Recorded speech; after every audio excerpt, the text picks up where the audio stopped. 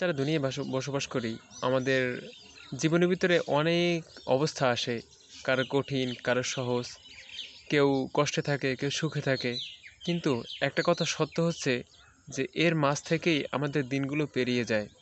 যে যার যে সুখে থাকে, যার সম্পদ আছে, যে ভালো খেতে পারে, আর যে খেতে পারে না, রাতে ঘুমাতে পারে না, অসুস্থতার কারণে সুস্থতার জন্য ডাক্তারের কাছে পরামর্শ করতে পারে না, ওষুধ কিনতে পারে না, এরকম আরও যত সমস্যা আছে, এই সবার সব কিছু থাকা সত্ত্বেও, অর্থাৎ যে সুখে থাকে তার দিনগুলো আর যে দুঃখে থাকে তার দিনগুলো কেটেই যায়।